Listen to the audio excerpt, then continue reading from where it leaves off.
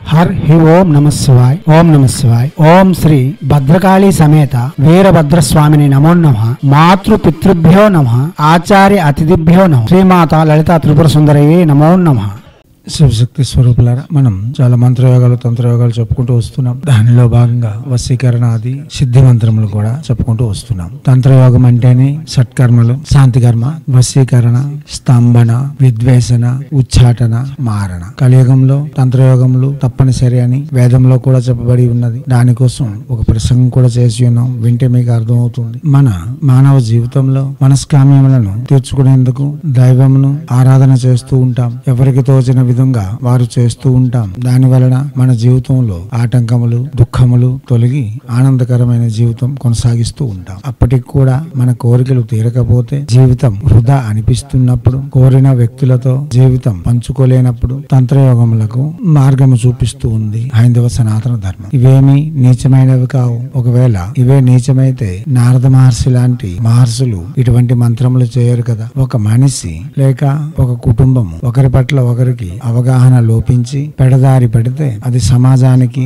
చాలా దుర్భరమైన స్థితి. ఆ స్థితి నుండి బయటికి రావడం కోసం చాలా మంది చాలా విధాలుగా ప్రయత్నం చేస్తూనే ఉన్నారు. దానిలో భాగంగా రత్నశ్రీ కూడా తన వంతుగా కృషి చేస్తూ ఉంది. హిందువులు అంటేనే గోచి కట్టుకుంటారు, లంగోటా బిగించుకుంటారు, బ్రహ్మచర్యం పాలిస్తారు, ఆడవాళ్ళని చూడరు అనే ఒక భావన మొలకెత్తించి హైందవ సనాతన ధర్మంలో ఉండే మగవారిని లంగోటాలు కట్టేసి ఇతర మతస్థులు మన ఆడవాళ్లను ఎత్తుకుపోతూ ఉంటే హిందువులు చేతగాని వాళ్ళ, పురుషత్వం లేని వారిలా, అసలు మగవారే కాని వారిలా సమాజంలో మిగలడం అన్నది ఒక దుర్భరమైన పరిస్థితి. దాని నుండి బయటపడడం కోసం మా వంతుగా మేము కృషి చేస్తున్నాం. పురుషత్వము పెంపొందించేందుకు కాగా ఉన్న వారితో ఆనందంగా జీవితమును కొనసాగించేందుకు. మనం ఎవరినో వశీకరణ చేసి వాడుకోవాల్సిన అవసరం లేదు. గాని మన అనుకున్న వారు కూడా మన ఆధీనంలో ఉండాలి కదా. దానికోసం వశీకరణాది విద్యలు చెప్పబడ్డాయి. బుర్ర తక్కువ వెధవలు ఇన్స్టాగ్రామ్ లో రీల్ చేసి చాలా మంది ఆడవాళ్లను ప్రేరేపించి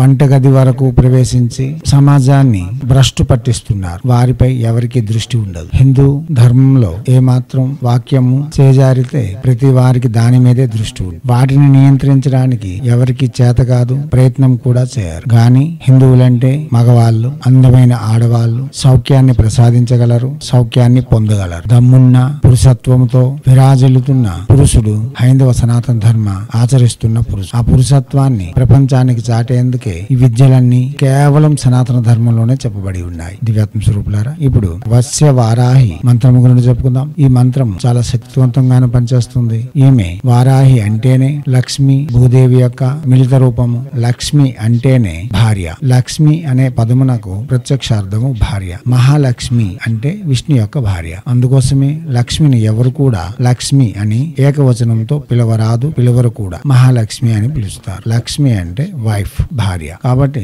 ఆమె అనుగ్రహంతో సంపదలు, అష్ట వైభవములు మరియు జీవన సుఖములు, దాంపత్య జీవన ఆనందములు కూడా పొందగలం. అందుకోసం ఇప్పుడు రత్నశ్రీ హిందూ సేవా సమాజ్ వస్యవారాహి మంత్రం మీ ముందుకు తీసుకుని వచ్చింది. ఈ మంత్రము ఎర్రని వస్త్రములు, తూర్పు ఉత్తర అభిముఖంగాను కూర్చొని జపం చేయవచ్చు. ఎర్రని ఆసనము, రక్తచందనపు మాల, తులసి మాలతో కూడా ఈ మంత్ర జపం చేయవచ్చు. వైజయంతి మాల, పుష్కరమాలతో కూడా ఈ మంత్రము జపం చేయవచ్చు. తీయని పదార్థములు ప్రసాదంగా నివేదన చేస్తూ ఈ మంత్రము ప్రత్యక్షంగానే జపం చేసుకోవచ్చు. ఎవరి యొక్క ఆవశ్యకతను అనుసరించి వారు జపమును పెంచి తగ్గించి చేసుకోవచ్చు. సర్వజన వశ్యము కొరకు రోజుకు 11 మాలలు 11 రోజులు చేస్తే చాలు సునాయాసంగా వశ్యం అవుతారు. అదే భర్త భార్యకు, భార్య భర్తకు సాన్నిహిత్యంగా ఉండేందుకు 22 రోజులు రోజుకి 11 మాలలు జపం చేసి అతి సునాయాసంగా దాంపత్య జీవనం ఆనందమయం చేసుకోగలరు. ఒకవేళ దూరమైన భార్య భర్తలు ఎడబాటు అయినా లేక విడిపోయిన ప్రేమికులు కలపాలన్నా ఈ మంత్రం రోజుకి 11 మాలలు 22 రోజులు చేసి తమ మనోవాంఛిత కామ్యములను అనగా తమ మనోవాంఛిత వ్యక్తితో జీవితంను పంచుకోగలరు. ఒకవేళ ఒకసారి ప్రయత్నించండి, అనుకున్న ఫలితం లభించినప్పుడు రెండవసారి ప్రయత్నించండి. తప్పక మీ మనోవాంఛిత కామ్యము నెరవేరగలదు. అనగా మీ యొక్క మనసులో ఉన్న వ్యక్తితో మీరు జీవనమును కొనసాగించగలరు. అంటే వాళ్ళు ఎక్కడ ఉన్నా సరే మీ చెంతకు వస్తారు. ఒకవేళ ఒకవేళ ఇంకా ప్రభావితంగా చేయాలంటే గురువులను సమీక్షించండి. యజ్ఞాది కృతువులతో లేదా అష్టదిగ్బంధన యంత్రములతో ఈ మంత్ర జపం చేస్తే ఎటువంటి వారికైనా సరే కాలు చేతులు కట్టి మరి మీ ముందుకు తీసుకుని వస్తుంది. మీ ప్రేమకు లేక మీ యొక్క దాంపత్య జీవనమునకు ఆటంకములు ఈ దేవతకు చెప్పవలసిన అవసరం లేదు. ప్రత్యక్షంగా జపం చేస్తే చాలు మీ మనోవాంఛితములన్నీ వశ్యము చేయగలదు. దివ్యాత్మ స్వరూపులారా, ఏ మనిషి అయినా ఈ భూమి మీదే ఉన్నారు. భూదేవి అనుగ్రహిస్తే ఎవరినైనా వశ్యం చేయడం ఎంతసేపు కాదు. దివ్యాత్మ స్వరూపులారా, ముందుగా వశ్యవారాహి ధ్యానము. తారే తారిణి దేవి విశ్వజనని ప్రౌఢ ప్రతాపాన్వితే తారే దీక్షు విపక్ష యక్షదలిని వాచాచళావారుణి లక్ష్మీకారిణి కీర్తిధారిణి మహాసౌభాగ్య సందాయిని రూపం దేహి యశశ్చ దేహి సతతం జగత్యావృతం. తారా రూపంలో మమ్మలను తరింపజేయడానికి విశ్వజననిగా వయో రూపములో విపక్షాల యొక్క లేక పీడిస్తున్న వారి యొక్క మాటలను వారించి సంపదలను చేకూర్చి కీర్తులను ప్రసాదించి సర్వ సౌభాగ్యములను ఒసగే ప్రత్యేక దేవతగా దర్శనమిస్తూ మాకు రూపమును యశస్సును ఆరోగ్యమును సకలమును ప్రసాదించే జగతి యొక్క జననిగా ఉద్భవించిన ఓ వారాహి దేవి నిన్ను ధ్యానిస్తూ ఉన్నాను. ఇలా ధ్యానించిన తరువాత మనం ఈ మంత్రం దేనికోసం చేస్తున్నాం అన్నది వినియోగంగా చెప్పుకోవాలి. ఇప్పుడు వినియోగము. ఓం అస్య శ్రీ వస్య వారాహి మహామంత్రస్య నారద ఋషి అనుష్టుప్ చంద శ్రీ వస్య వారాహి దేవత ఐం బీజం క్లీం శక్తి గ్లౌం కీలకం మమ మనోవాంఛిత వస్యార్థే జపే వినియోగ. ఇలా వినియోగం చెప్పుకున్న తర్వాత ఋష్యాజ్ఞాసం చెప్పుకోవాల్సిన వారు ఋష్యాజ్ఞాసం చెప్పుకోవచ్చు లేదా మానుకోవచ్చు. స్థాయిని బట్టి చెప్పవలసి ఉంటుంది. విద్యావంతులు పండితులు లేక నిత్యనిష్ఠులు ప్రతి విధానము చేయక తప్పదు. ప్రత్యక్షంగా జపం చేయవారు లేక ఆపదను అనుసరించి అనగా ఆవశ్యకతను అనుసరించి భర్తను వీడిన భార్య, భార్యను వీడిన భర్త లేక ప్రేమికను వీడిన ప్రియుడు, ప్రియుడిని వీడిన ప్రేమిక ప్రత్యక్షంగానే జపం చేసుకోవచ్చు. ఇప్పుడు ఋష్యాజ్ఞాసం. నారద ఋషే నమః శిరస్సి అనుష్టుప్ ఛందసే నమః ముఖే వస్య వారాహి దేవతాయ నమః హృది ఐం బీజాయ నమః గుహ్యే క్లీం శక్తయ నమః పాదౌ గ్లౌం కీలకాయ నమః నాభౌ వినియోగాయ సర్వాంగే వ్యాపకం కుర్యాత్. ఇలా ఋష్యాజ్ఞాసం చెప్పిన తర్వాత అంగన్యాస విన్యాసములు చెప్పుకోవాల్సిన వారు అంగన్యాస విన్యాసములు చెప్పుకోవచ్చు. ఇది గురు సమక్షంలో నేర్చిన వారు మాత్రమే చెప్పవలసి ఉంటుంది. జపం చేసే ప్రతి వారు చెప్పవలసిన అవసరం లేదు. ఒకవేళ అంగన్యాస విన్యాసములు తెలుసుకోవాలంటే మన యూట్యూబ్ లో వీడియో చేయబడి ఉన్నది, అది చూసి నేర్చుకుని మరి చేయండి. ఓం ఐం అంగుష్టాభ్యాం నమః హృదయాయ నమః. ఓం క్లీం తర్జనిభ్యాం స్వాహ శిరసే స్వాహ. ఓం గ్లౌం మధ్యమాభ్యాం వసట్ శిఖాయ వసట్. ఓం అశ్వారూఢ అనామికాభ్యాం హుం కవచాయ హుం. ఓం సర్వవస్య వారాహి కనిష్ఠికాభ్యాం వౌసట్ నేత్రత్రయాయ వౌసట్. ఓం మమ సర్వవసంకరి కురు కురు ఠా ఠా కరతల కరపుష్టాభ్యాం అస్త్రాయ ఫట్ భోర్ భోర్ సౌరమతి దిగ్బంధ.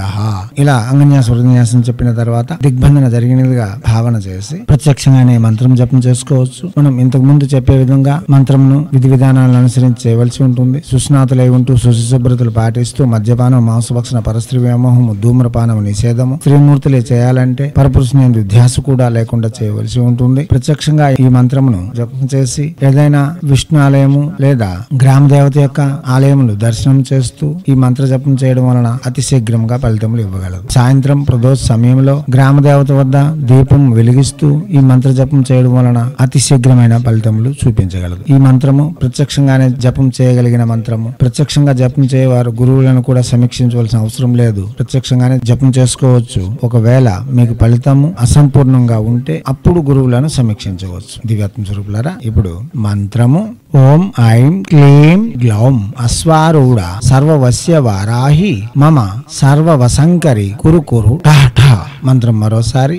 ఓం ఐం క్లీం గ్లౌం అశ్వారూఢ సర్వవస్య వారాహి మమ సర్వవసంకరి కురు కురు ఠా ఠా. మంత్రం మరోసారి.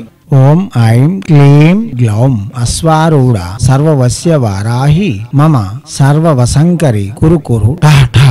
దివ్యాత్మ స్వరూపులారా, వాచిక జపమే చేయాలి. మానసిక ఉపాంశ జపం పనికిరాదు. సుస్నాతులై ఉంటూ సుశుభ్రతలు పాటిస్తూ చేయవలసి ఉంటుంది. హైందవ సనాతన ధర్మంలో వస్తున్న విధానాలని వర్తిస్తాయి. ప్రతిదానికి మంత్ర జపములు పూజలు చేసే కంటే కొన్ని తైలములు కొన్ని ఔషధములు చెప్పి ఉన్నాము. భార్యాభర్తలు సమీపంలో ఉండేటప్పుడు శృంగార తైలము ఇటువంటివి వాడుకొని కూడా ఆ జీవనం ఒకరి పట్ల ఒకరికి అన్యోన్యత పెరిగేటట్టు చేసుకొని, అంటే ఆకర్షణ పెరిగేటట్టు చేసుకొని ఆహ్లాదకరమైన జీవితం కూడా కొనసాగించగలరు. కింద డిస్క్రిప్షన్ లో శక్తిమయం జగత్ అనే ప్లేలిస్ట్ ఉంది. వినండి, విని అవగాహన పెంచుకోండి, జపములకు ఉపక్రమించి. మీరు ప్రసంగములు వింటే దేవతల యొక్క మంత్రములు మంత్ర విధులు చెప్పబడుతూ ఉంటాయి. అవి తెలుసుకుని చేయడం వలన మన మనస్సు దృఢపడుతుంది. దేవత యొక్క శక్తులు మంత్ర శక్తులపై అవగాహన పెరుగుతుంది. దానితో నిశ్చలమైన మనస్సుతో దృఢమైన సంకల్పంతో మంత్ర సాధనలు చేస్తే ఫలితములు సుస్పష్టంగా అతి శీఘ్రంగా లభించగలవు. ఇటువంటి సందేహములకు తావివ్వకుండా శక్తి కలది మంత్ర సాధనలు చేసి మన మనస్కామ్యములన్నీ నెరవేర్చుకోవడంతో పాటు ఆనందకరమైన జీవితమును కొనసాగిస్తూ సమాజంలో మనకంటూ ఒక గుర్తింపుని రూపొందించుకొని ఆనందకరమైన జీవితమును కొనసాగించడానికి కావలసిన విషయాలన్నీ సేకరించుకొని అవి వినియోగించుకోవడంలో ముందంజలో ఉండాలని హైందవ సనాతన ధర్మ ఋషులు మనకు అందించిన విద్యలు వినియోగించుకోవడంతో పాటు భారతీయ సంస్కృతి సాంప్రదాయాలు కాపాడడం కూడా బాధ్యతగా నెరవేర్చాలని కోరుకుంటూ ఎప్పుడూ మీ సేవలు రత్నశ్రీ హిందూ సేవా సమాజ్ ఆచార్య భీమసింగ్ రవికుమార్ ఆర్ నిఖిలానంద సాగర్ మహారాజ్.